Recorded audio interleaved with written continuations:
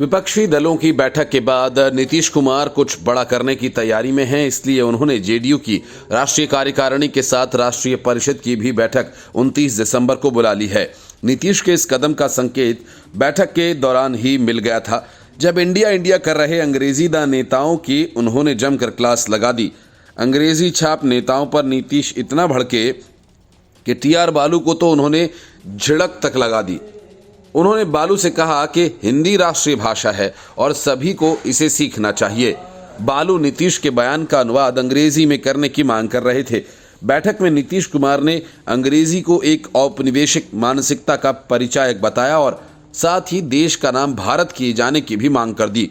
नीतीश कुमार के हिंदी और भारत के नाम पर जोर दिए जाने पर बैठक में मौजूद विपक्षी नेता सन्न रह गए। असल में टीआर बालू बैठक के दौरान नीतीश कुमार की कही गई बातों का अंग्रेजी अनुवाद मांग रहे थे। नीतीश कुमार इस बैठक में हिंदी में बातचीत कर रहे थे। इस पर टीआर बालू ने उनकी बातों का अनुवाद अंग्रेजी में चाहा। बैठक में अनुवाद का काम मनोज झा कर रहे थे। वे हिंदी में बोलने वालों की बातों का अनुवाद अंग्रेजी में करके उन नेताओं को बता रहे थे। उन्होंने लालू प्रसाद यादव की बातों का अनुवाद भी किया। हालांकि नीतीश की बातों का अनुवाद टीआर बालू द्वारा मांगे जाने पर नीतीश भड़क गए। नीतीश कुमार ने टीआर बालू से कहा कि हिंदी हमारी राष्ट्रीय भाषा है और सभी को इसे सीखना चाहिए। उन्होंने कहा कि अंग्रेजी हम पर अंग्रेजों द्वारा लादी गई थी। इतना ही नहीं, नीतीश कुमार ने मनोज झा से कहा कि वे टीआर बालू के लिए अनुवाद न करें। नीतीश कुमार के इस उखड़े रुख के बाद गठबंधन की बैठक में सन्नाटा छा गया। कुछ देर तक बाकी नेताओं को नीतीश कुमार की मान मनव्वल करनी पड़ी। इसके बाद कई नेताओं ने हिंदी और अंग्रेजी दोनों को मिलाकर अपनी बातें रखीं।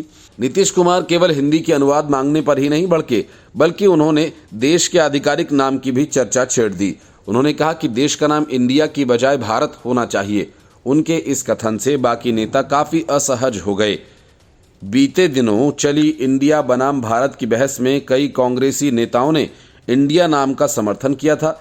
नीतीश कुमार बैठक के बाद हुई साझा कॉन्फ्रेंस में भी शामिल नहीं हुए। इस बैठक में सब कुछ ठीक न रहने के संकेत भी मिले हैं। बैठक से पहले जहां कांग्रेस ने अपनी ही एक चुनाव समिति बना ली, तो वहीं बैठक के भीतर प्रधानमंत्री पद के चेहरे को लेकर बड़ा उलटफेर हो गया। बैठक में बंगाल की मुख्यमंत्री ममता बनर्जी ने 2024 में प्रधानमंत्री के चेहरे के तौर पर कांग्रेस अध्यक्ष मल्लिकार्जुन खड़गे का नाम प्रस्तावित कर दिया। उनके इस प्रस्ताव का दिल्ली के मुख्यमंत्री अरविंद केजरीवाल ने समर्थन भी कर दिया। खड़गे ने कहा, इस पर चुनाव के बाद बात करेंगे। इससे बैठक में भाग ले रहे कई नेता धर्म संकट में पड़ गए। कांग्रेस के लिए ये गले की हड्डी वाली स्थिति बन गई है। वे खड़गे के नाम का खुले तौर पर विरोध भी नहीं कर पाए और समर्थन भी।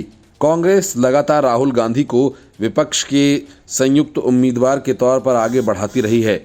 वहीं इस गठबंधन के लिए दौड़ भाग करने वाले नीतीश कुमार भी इससे असहज हो गए। Bureau report, news of India.